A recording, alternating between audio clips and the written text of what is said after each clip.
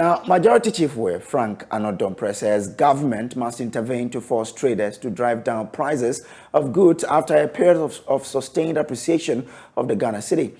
The Insawam MP, in making a statement on the floor, also cited a fall in petroleum prices, which he believes should influence the downward adjustment of prices of goods and transportation fares.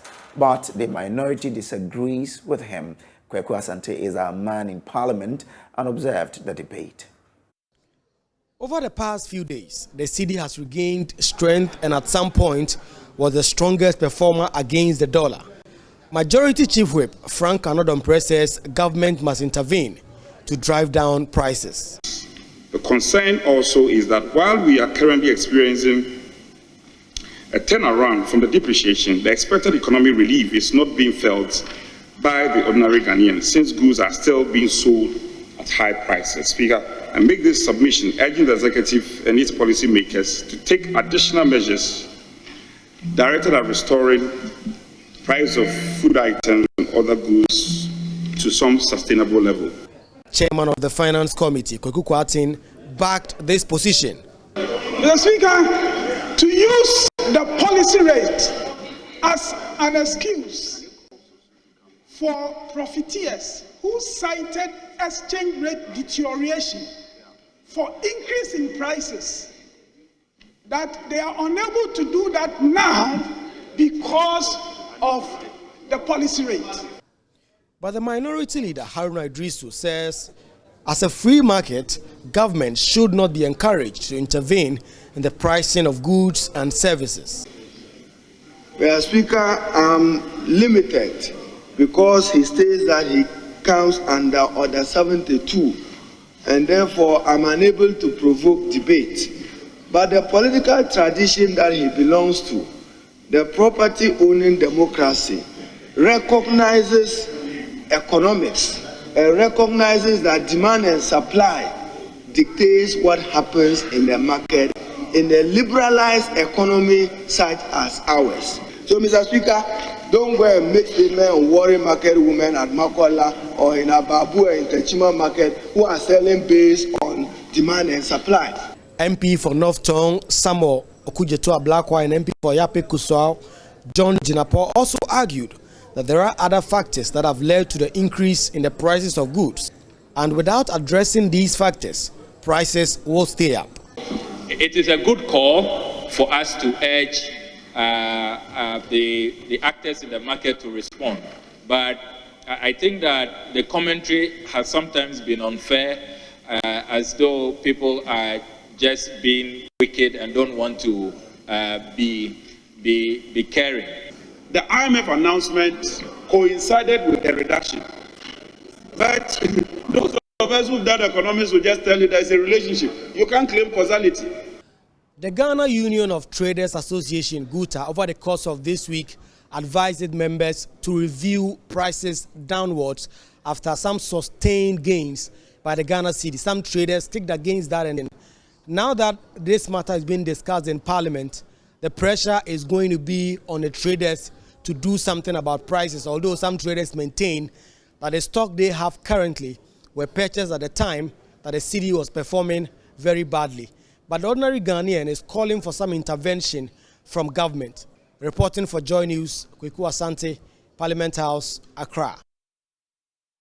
Now, religious leaders have been urged to encourage their members to participate in the ongoing COVID-19 mass vaccination exercise by the Ghana Health Service and its partner, the United Nations Children and Education Fund, UNICEF. This is part of effort to ensure mass vaccination ahead of the Christmas festivity to curb the enormous spread of the virus. Nana Boache Dankwa Yadom has more in this report. The fifth round of the COVID-19 vaccination exercise in all 43 districts of the Ashanti region has a target of vaccinating an estimated 165,931 people from December 14th to December 18th. The Ashanti Regional Director of Health, Dr. Emmanuel Tinkrai, at a meeting with the clergy, says the clergy have the responsibility to protect members, hence the need to get involved in the vaccination exercise. We've started what we call the National Fifth COVID-19 vaccination, and our aim is to make sure that at least we cover a lot of the gaps. Those who have not vaccinated at all, we'll give them the opportunity at least to take their first dose. Those who have had their first dose, we are encouraging them to take the second dose. The moment you take the second dose, you become fully vaccinated. And we are giving the opportunity to the clergy to inform their congregation that will be available in the churches to give the vaccination, and that they should also do the social mobilization for us. The region has achieved 48% of its targeted 70% for full vaccination. UNICEF representative Charity Nikoi also encouraged the clergy to motivate members in adhering to the necessary safety protocols. Religious leaders are our key partners wherever we go. And I'm happy that we are supporting the health system in Ashanti region. And I believe we are going to continue this support, especially during this festive season. It is very important for us. The news that we are hearing from temperate regions says that their cases have started going up. The Ghana Health Service and UNICEF are, however, on a 5-day COVID-19 vaccination sensitization exercise. Some members of the clergy spoke to Love News. We meet our members, we shake hands with them.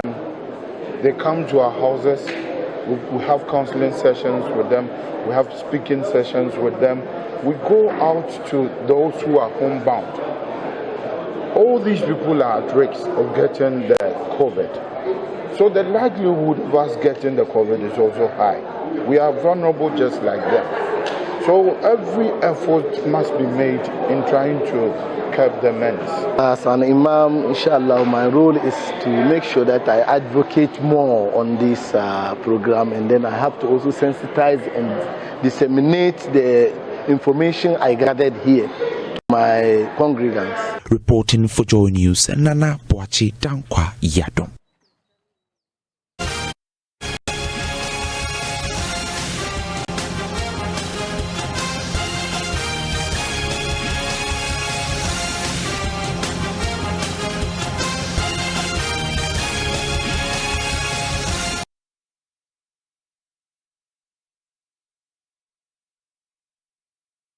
And with less than 24 hours to the NDC's National Delegates Congress, a former Ghana ambassador to the United Kingdom, Victor Smith, is demanding Chairman hopeful Johnson Asiedu Nketiah's resignation and withdrawal from the race. According to him, Mr. Asiedu Nketiah's comments suggesting the NDC did not have adequate evidence but still challenged the 2020 presidential election results betrayed the trust and secrecy of the party. Asiedu Nketiah is facing it off with the incumbent chairman, Samuel Ofosu-Ampofo, and 2 others, but Victor Smith says the comment make him unfit to lead the NDC. But Asiedu Nketiah was the chief executive of the party. He was there. Now say, we need penny for, and the papers need because John apologize for your frivolous petition. Exactly. Yeah. You are indicting a former president who was our flag bearer at the time. Why must you even go to the contest? Personally, Nese me paper here and come court on this one that Asiedu Nketiah cannot contest. He should be disqualified from the. On what basis? No, he should be sanctioned in the party. On what basis? No, so what kind of credit, you know? No kind of credit. The party's a constitution, Article 8. It says, and if you will permit me to read that one, it says a party member may be subjected or may be made subject to party discipline for any of the following. 1, breach of any of the provisions of this constitution. 2, anti-party conduct. This is anti-party conduct. Or activities likely to embarrass the party or bring the party into hatred, ridicule, or contempt. He has done that. Forget about insubordination and negligence. The other one says unauthorized disclosure of confidential party information. These are part of your rules and regulations in government. Of the constitution, NDC constitution. You should be sanctioned. What he has done is a sanctionable offense by no less a person than the chief executive of our party. And a serious matter. The NDC delegates, But this man cannot take part in our elections, in my opinion. He should be sanctioned. Or no, and if he wasn't contesting, that's somebody went and spoke that. Because was sanctioned as the chief executive. So Victor Smith says what Johnson Asiedu Nketia did was an indictment to the former president who was a flag bearer during the 2020 general elections. And if not for party unity, he himself would have gone to court to challenge that he should be out of the contest. He says what he's done makes him unfit to be a chairman of the party, and that the party faithfuls would have to pay him back in, for what he did. Well, we're still staying with the NDC because the party is assuring all stakeholders and participants of safety at the upcoming Congress. This assurance follows the chaos and also that characterized last weekend's National Youth and Women's Congress in Cape Coast. In less than 48 hours, the much-anticipated National Delegates Congress will be underway at the Accra Sports Stadium. Events leading up to the Congress has been that of contention and mudslinging. But during a tour of the venue, National Communications Officer of the party, Sami Jemfi, who is himself seeking re-election, says the process will be peaceful and transparent. National Youth and Women's Congress was marred with violent disturbances causing injury to 3 persons and destruction of property. Police intervention helped calm the situation for the process to continue. The incumbent communication officer, Sami Jemfi, says the party has taken a cue from the violent clashes and has made provision for enhanced security. Adequate security measures have been put in place. We are working with the police, the Ghana Police Service. Our internal party security will be here to also complement their efforts.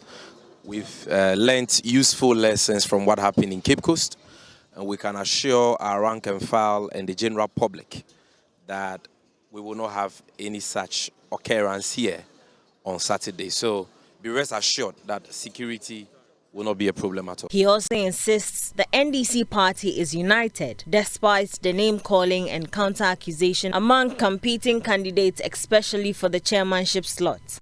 The NDC is not doomed. The NDC is in fact getting stronger and stronger and stronger. In every contest, there's a possibility of some acrimony and disagreements. But once the contest is over, we've always demonstrated that we are one big family, we love ourselves, and we have a common goal, and that common goal is our common focus. And so you can be rest assured that after all is said and done, after newly executives are elected and sworn in, we will unite, come together as one, and work for the progress of the National Democratic Congress. A total of about 9,000 delegates are expected to participate in the NDC's Congress come Saturday. A report by Prince Owusu Ansa read to you. Now, with the Ghana cedi continuing to gain strength against major trading currencies, Ghanaians are expecting the price of goods and services will reflect the new change. One of the major commodities that people expect change in its prices is the price of fuel. My colleague Papani Ashali has been visiting some stations and joins us live with some update there. Michael, you've been to some stations. Let us know what you have. Okay, so we'll try and get Papani, who is storing some fuel stations now, to try and bring us an update as to how the filling stations are responding to the strengthening of the Ghana cedi. We'll get him shortly so that we can really understand what's happening. But in a related development, Aboso Okai Spare Parts Dealers Association is dismissing claims by the Ghana Private Road Transport Union that the high price of spare parts is the reason they are unable to reduce transport fares despite a reduction in fuel prices. The association says members reduced the price of spare parts since November to help customers service their vehicles ahead of the festive holidays. Speaking on the pulse on JoyNews, chairman of Aboso Okai Spare Parts Dealers Association, Clement Boating, said it's bad faith on the part of the transport operators to be exploiting commuters. Randy of GPRTU, whenever there is the need for them to reduce transport fares. It is true that for some time now, because of the free fall of our cedi, there has been an increase in fuel prices, and so therefore there was the need for them to also adjust their prices so that they could also stay in business. But the situation that we currently find ourselves, does not call for that. We are all of the view that the city has, started gaining some strength, and as citizens, the onus does not lie on government alone, for the rebuilding of the country. As citizens, we also have a part, to play. Building of a country is not the solely responsibility of the government. We as citizens also has a part to play. So if at a point in time, our city has started gaining some appreciation, the onus lies on the business community. But currently, Bank of Ghana rate is about 10 cedis, 38 or 39 pesos, thereabouts, and it continues to gain stability. So therefore, if fuel prices have been reduced, and then the onus lies on you to also adjust your prices, you are then shifting,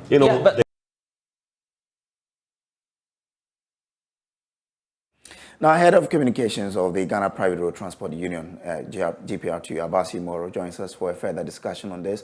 Grateful to you that you could join us. Where are we not seeing a reduction in transport fares when we are seeing reduction in the price of fuel? I mean, at least before the current one, there have been some reductions in the past. Hello. Hello, Mr. Moro. Can you hear me? Kindly increase the volume a bit for me. Okay. Can you hear me now, sir? Yes, please. Okay, so I'm asking, why are we not seeing any reduction in transport fares when fuel prices have been going down? Yes, and good morning to all viewers. When our health was declining, we researched deep into our business to find out what exactly is the problem. It was then that we realized fuel percentages is much higher than the lorry fare increases that we match with. It doesn't even tally at all, meaning there is a big deficit between the fuel increment and the lorry fares that we want to take. We have put that aside, and yesterday, yes, there was a marathon meeting between the Transport Ministry and transport operators. Finally, we agreed to reduce something from the lorry fares. But by then, we were being made aware that today there will be further reduction on fuel. So we said, yes, let's wait to see the percentages on today's reduction. Then we will also see how much we can also reduce the percentage that we can take off from the lorry fare. And by then, we made them to understand that if we are able to do that, we will come out with a communique which will take effect from Monday. That whatever percentages are told that we agreed to take off today, it will take effect from Monday. So finally, we agreed to reduce something from the lorry fare. How much did you agree to remove from the fares now? Yesterday, we couldn't tell because we were waiting to see that of today's fuel reduction. We are meeting today, and whatever decision we take, we'll come out with a communique, so everybody will know the percentage that we have to take off. So we can expect that by Monday, a reduction in transport fares would have been effected. That's exactly what we said and what we are going to do. Okay, grateful. Thank you so much, Mr. Moro, for joining Always us. welcome. My colleague Papani Ashale has been visiting some stations and joins us live with some update from the fuel stations. Papani, you've been visiting the stations. What can you report? Come here.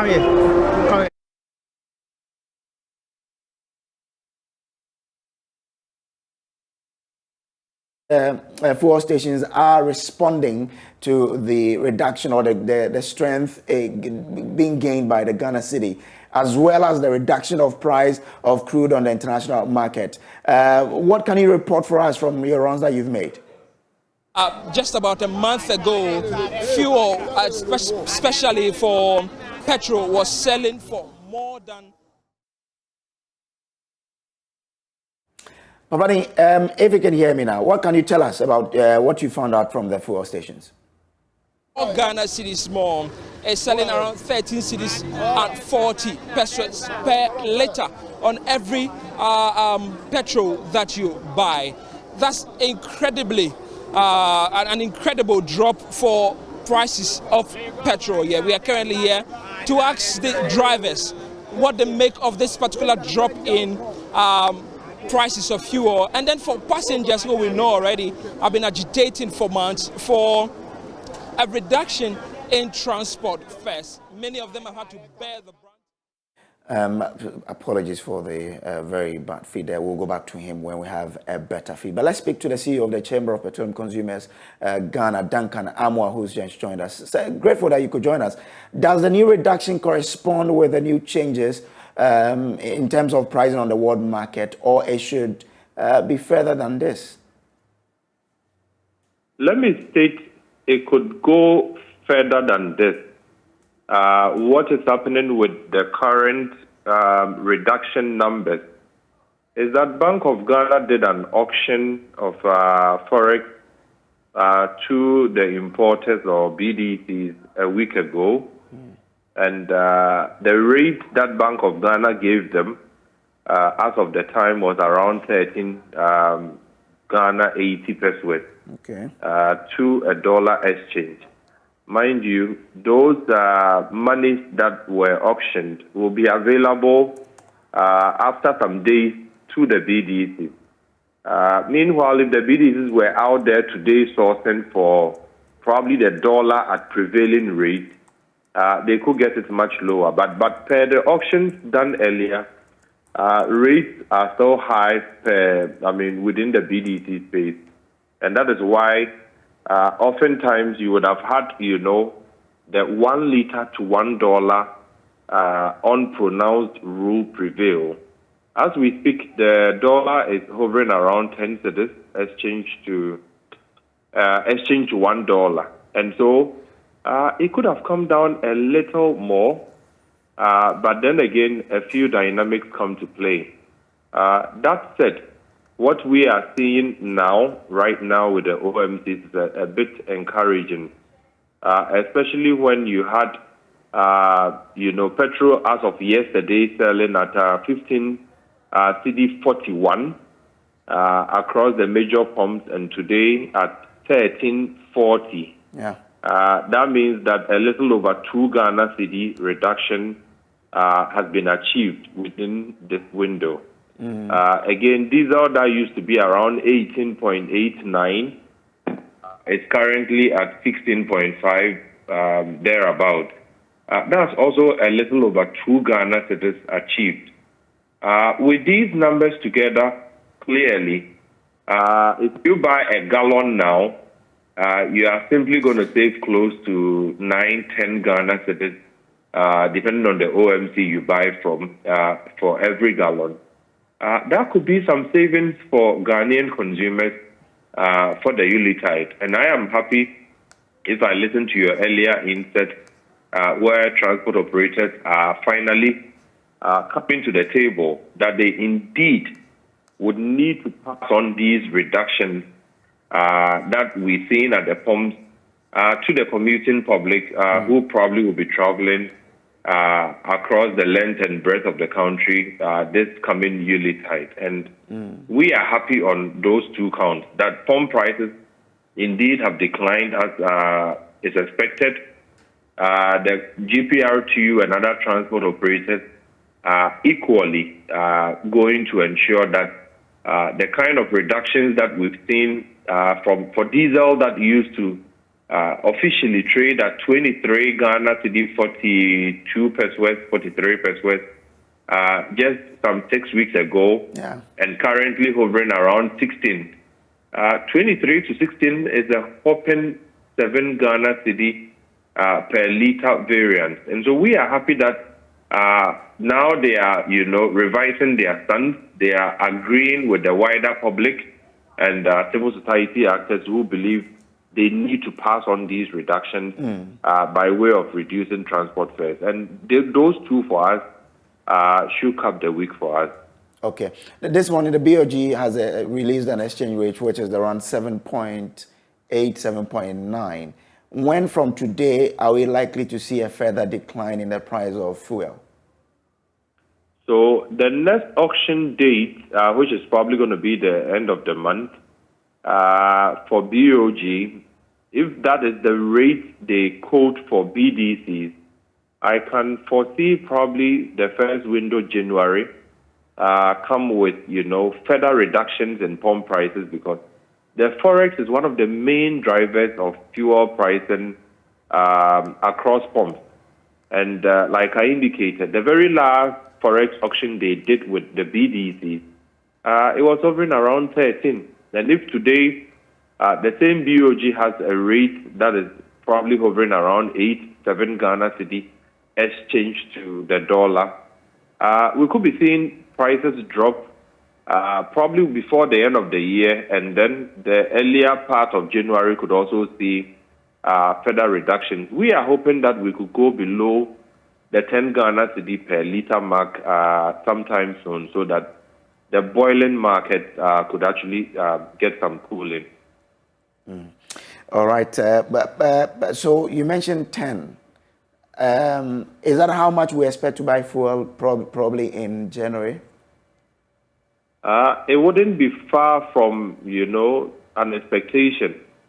Like I indicated, the 1 cedi, the 1 liter, $1 rule is unspoken on set, but it's what is prevailed if you take the start of this year, 2022.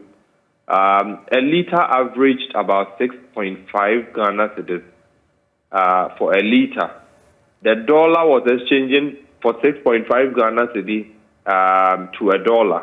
And so the 1 liter, $1 rule seemed to hold sway in most cases.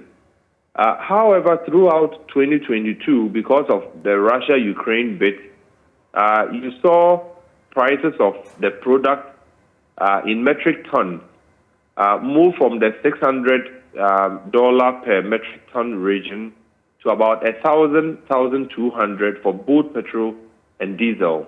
As we speak, petrol is hovering around 730 per metric ton, which is about $130 more to the start of the year.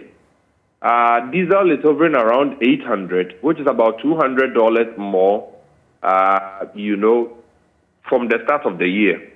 If the international market prices were to decline any further, the caveat, if the cedi was to probably end the year around 7 Ghana cedi exchange to the dollar, then you could expect petrol to drop way below the 10 Ghana cedi per liter mark. But those are the ifs. The cedi should, as per the Bank of Ghana rate published today, do around 7 Ghana cedis. If international benchmarks should decline by another $40, $50 or $100 a metric ton, then there will be no justification whatsoever for petrol selling anywhere above 10 Ghana cedis at the start of January. So it's possible that the first window, January, we could see further cuts in fuel prices across pumps. Thank you so much, sir, for joining us. That's Duncan Amohi, CEO for the Chamber of Petroleum Consumers. Now, S-Script Solutions Limited has launched an online medical delivery app to help with efficient and convenient medical delivery. The new app, MedFind, will allow people to order and pay for medical prescriptions just by downloading the app onto their devices. Programs Manager of S-Script Solutions Limited, Freeman Achampon, assures the app will help give subscribers timely, quality medication in the comfort of their locations. The introduction of MedFind app is to ease the burden of patients and caregivers in accessing prescribed medications from the nearest available pharmacy. Enscript Solutions Limited believes the launch of Medfine subscribers only need to download and place their order for timely delivery. Programs Manager Freeman Champon said users of the app are also guaranteed of quality medical supplies. So Medfine has come to make sure that you get quality medication on time, okay, without going through one family, using the legwork of moving, spending money on transportation, with the risk of even accidents and stuff like that, just all to go and look for medication. So Medfine has come to, solve all this, and also to provide quality healthcare to people who need it. The company also hopes to expand its services to other parts of the country, especially rural communities. Mami Ohinwa Boateng is the general manager of Enscript Solutions Limited. The app, among other things, is expected to improve healthcare delivery in general in Ghana and beyond. Now, Asantehene Otumfuo Setutu II is worried that the Buankra Integrated Logistics Terminal, situated in the Ashanti region, may not realize its full potential as an inland port.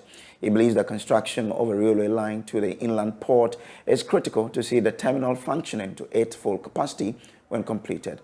Otumfuo is proposing a collaboration between the Ghana Port and Harbours Authority, the Development Bank of Ghana, and the government to seek investors to finance the project. There is more in the following report. The Asantehene observed the original concessionaire, Ashanti Ports Limited, has failed to generate adequate funds to complete the establishment of the Buankra Inland Port project. His submission follows an appeal by the Ashanti Regional Minister for the construction of a rail line from the harbours to the inland ports. Simon Osei-Mensah believes the urban roads will be eased off heavy trucks transporting goods from the harbour to the northern part of the country. Otumfuo,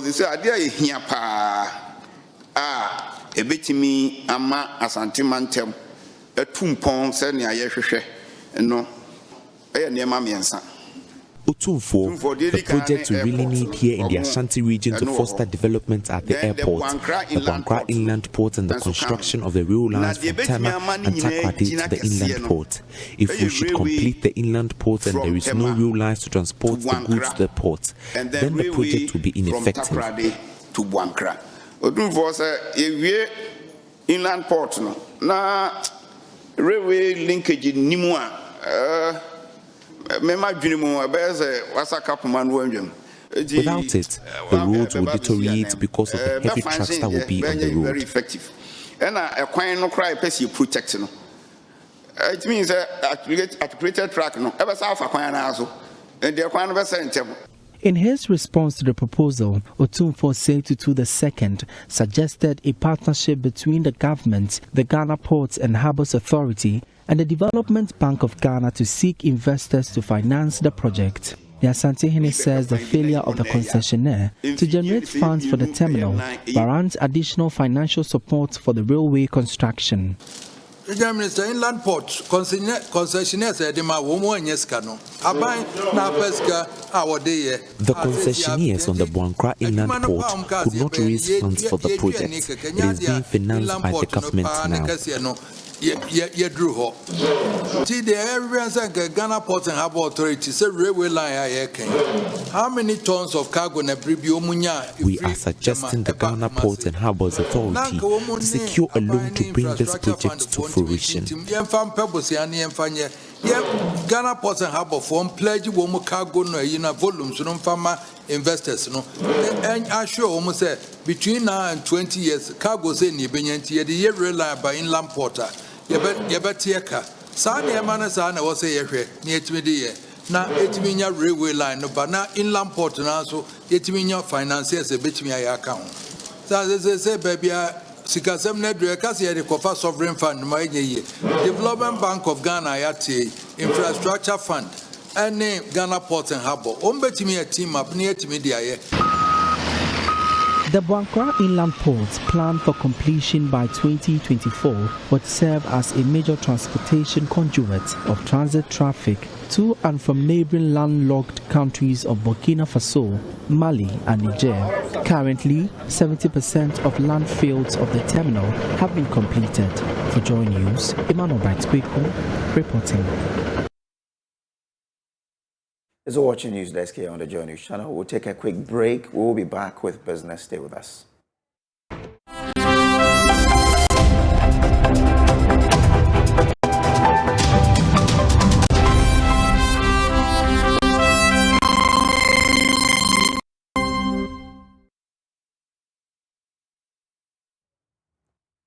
Hi, welcome to Business. My name is Darryl Kwao. Now, despite economic setbacks in 2021, the Central Rural Bank in Ashanti region has declared a 71% profit before tax, largely due to the growth of its loan portfolio. Chief Executive Officer Michael Edu says, though the current financial year is proving tough, effective risk management systems are in place to sustain gains. Nanaya Ojima was at the 33rd Annual General Meeting of the bank and filed this report. Profit margins in 2021 financial year increased to over $1.5 million from 894,000 cedis in the previous year. The rise in profit was mainly driven by loan and advances, which increased to over 45.6 million cedis, representing a 47% increase. Notwithstanding challenges in deposit mobilization on the back of general economic downturn, deposit drive increased by 10%. CEO of Central Rural Bank, Michael Edu, says though the bank has exceeded its recapitalization obligations, shareholders are encouraged to increase shares to keep the bank resolute. He highlighted some strategies to keep the bank in profitability. We redesigned some of our loan products to meet the needs of our customers. One of the loan products I'll talk about is the fast track loan. We noted that most of our customers import from outside, and when the goods arrive, they will be in need of money to clear the goods and pay off within a matter of a month or two. So we came out with a product to support those clients, and it was highly, subscribed. Yeah, and then we also designed other short-term loan products, like 6 months, 8 months, maximum 10 months. So the person picks it for 6 months, he pays it back. We're able to give the money back again, and then so we're able to turn around same funds within the year. Despite the gains, the 2022 financial year has proven tougher, with the cedi's depreciation negatively affecting the bank. Hikes in inflation, among other factors, have reduced deposits. Board Chairman Dr. Francis Dente is, however, optimistic of a positive outcome. We think it's even in the difficulty that we think we can even progress better, because we have the strategy that we think can still sustain the profitability that we are making, regardless of the difficulties that we are facing. So we have mapped out some strategies, particularly when we look at our risk management approaches, our control systems. All these things we think can protect the bank's assets and make sure we are able to sustain the profitability. So yes. Reporting for JoyNews, Nanaya Ojima, Kumasi.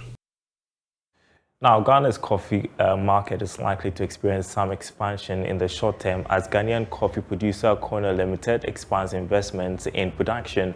According to the company, the country is a net exporter of coffee beans, hence the need to take advantage to produce coffee locally for domestic consumption.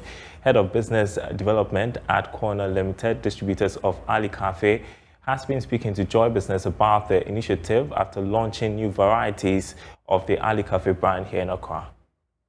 Consumption of coffee in Ghana is largely among the elite and corporate society who may want something hot to revive a boring day. Although the country is a net exporter of the beans, many are still yet to accept the beverage, unlike other beverages. This is a situation local distributors like Kojo Limited want to change in the near future. Speaking to Joy Business after launching the new coffee varieties, distributors of Ali Cafe and Ali Tea believe Ghana can take advantage of the produce to manufacture coffee locally. Here is Head of Business Development at Kojo Limited, James Jumper. In the short term, Kojo hopes to produce the coffee here because we have a lot of coffee beans, and Ghana is a net exporter of coffee.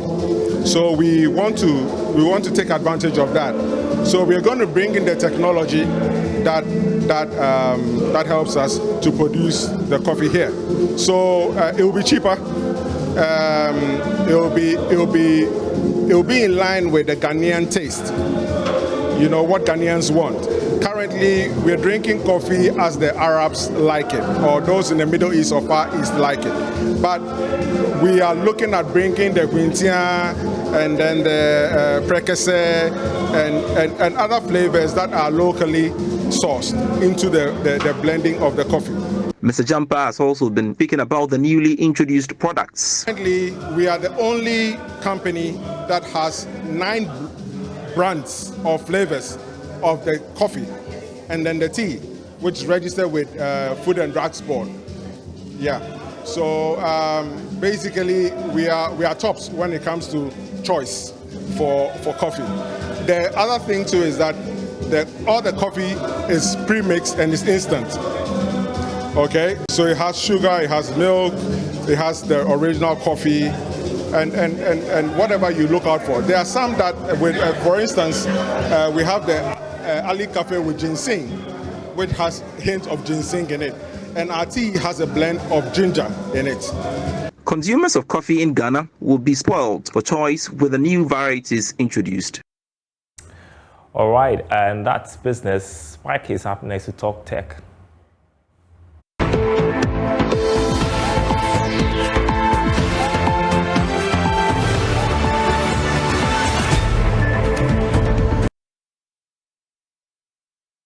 Welcome back. Time for us to bring you Tech Talk, and Spikey is here with the latest. Hi, good morning. Hello, good morning. Oh, yeah. Very well. How are you? I'm good. Great.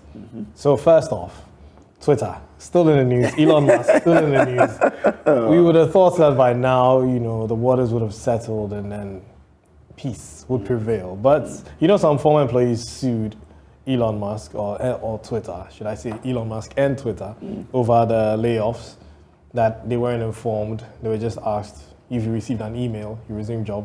If you didn't receive an email, you just went back home and stuff like that. So they sued, and the court has given them an early victory, saying that they need to be better informed before they are required to sign a severance agreement. That includes a release of legal claims. Now, the advantage here is that it means that they're going to be allowed to get proper severance benefits after the acquisition, because that's one of the things that they've been worried about, you know, that they were supposed to be receiving certain benefits, but a lot of them didn't receive. Even the Ghana office, the Twitter employees in Ghana didn't receive the benefits. They even didn't receive emails or anything, you know, they received in their personal emails, and it wasn't cool. So they've, a court in the US has asked Twitter to better inform them, and basically moving forward, it looks like they're going to be getting proper severance packages, and that would be good news. Yeah. I mean, that's good news. That is good especially news. Our brothers in Ghana.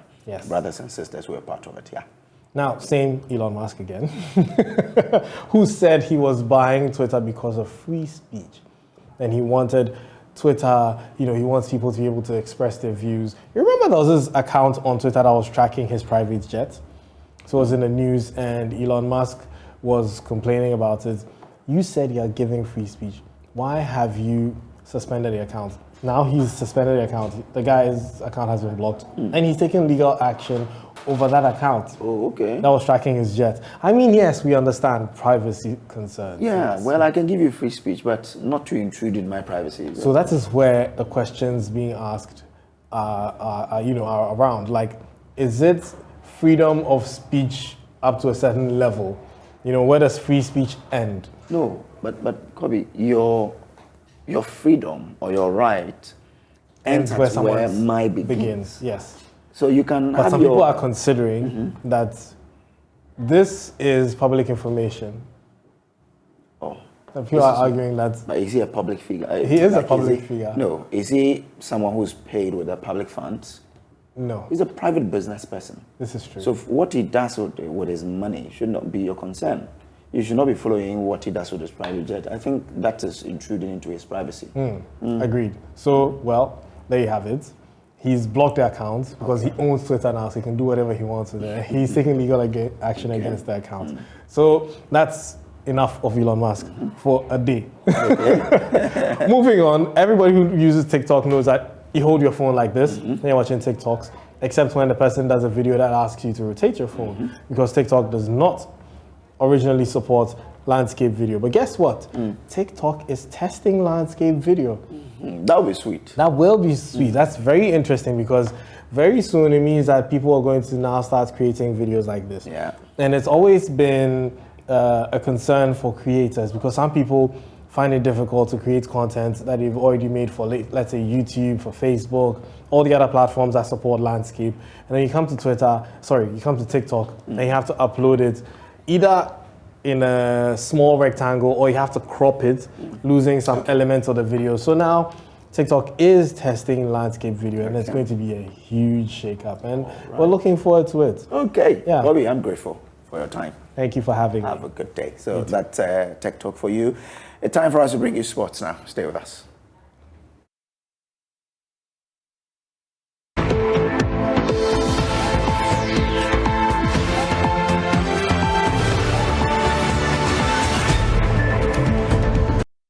Well, welcome back. Time for us to bring you sports, and Mishael is here with the latest from the world of sports. Hi.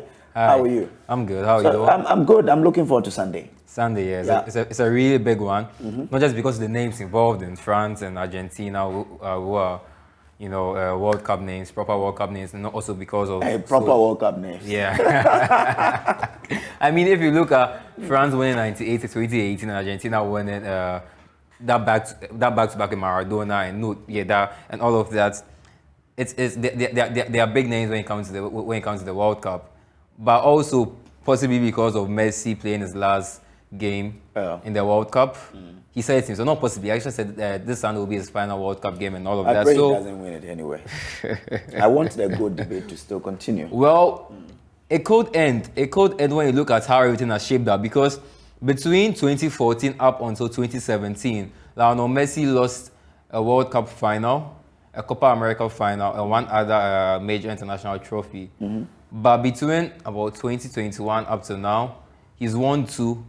He's won the Finalissima in the Copa America. It's not going to end. I mean, the debate is not going to end. How can it end now? And also, he and CR7 are in the same bracket of being the greatest of all. But two goals. If you look at what has happened on the international stage, I'm coming. It's also a bit difficult. Can you go ahead with the rest of the sports that you brought up? No, this is actually everything for the sports. Oh, really? Can we? Then I'm going to show you why this debate will never end. Okay, give me one reason. Currently, the leading goal scorer men's is who? Ronaldo. Good. Let me give you Ronaldo. Okay. Has scored averagely 50 goals a season for how many years? 10, 11, 12. But Lionel Messi Ronaldo has played consistently for how many years? Come on.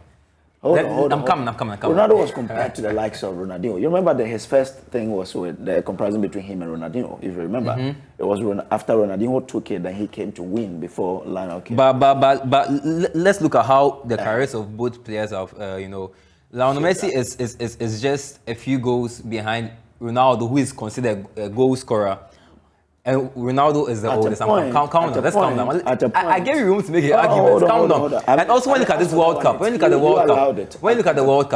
World Cup, the furthest Ronaldo has gotten to, that should be about this. It's a quarters. I don't think he has played in the World Cup quarterfinal. Lionel Messi will be playing in the second World Cup final. I think he did the semis with the Luis Figo team. Luis Figo. Okay, yeah. That was it 2006? 2006. Yeah. So that's the first is gone. Lionel Messi is about to play in the second World Cup final. And he's also one of the most, MVPs. Not just at the World Cup, but also in football in general. He has seven Ballon d'Ors. You can speak about it being politically influenced and all, but when the records are being shown, it's going to be 7. And also, influence, isn't it? How will I know? I mean, 2010, for example, it was Schneider's. It was just wished from Schneider. It was. I mean, you can also make arguments whereby there was this. I think that Ronaldo's 6th or 5th. When challenge Ronaldo's hand. How can you not challenge Ronaldo? He's still going to challenge Messi's. But let's forget about those two. Because of where he's going, I want us to end the let's forget about those two for now. Because Lloris, France goalkeeper, he's up for some very great individual accolades. I mean, when you look at the way the French team has scaled up, when people want to point for the weakness in this French squad, they're always going to look at the goalkeeper. And before England played France in the final, what he said was that he's not ready for such conversations. What he's going to do is go on the pitch and talk. He's been France captain in the last 3 years at the World Cup, and he's going to play in his second back-to-back final. And he stands a chance to be just the second captain to win back-to-back finals. Okay. Obviously with one country. And what makes it even sweeter is that there are some big names like Maradona who stood a chance of doing that, winning back-to-back finals. But for certain reasons, like losing the final to West Germany in that last one, after he won that 4 years earlier, he was unable to do it. There's also some other names like Zidane stopped the chance of. He stopped the when he won in '98. There was this.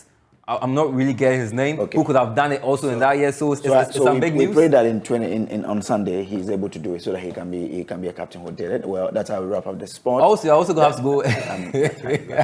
There's more news on my JoyOnline.com. Let's continue to have the GOAT debate. Some of Kojo praise. To have a good day. Enjoy themselves our programs. Good morning.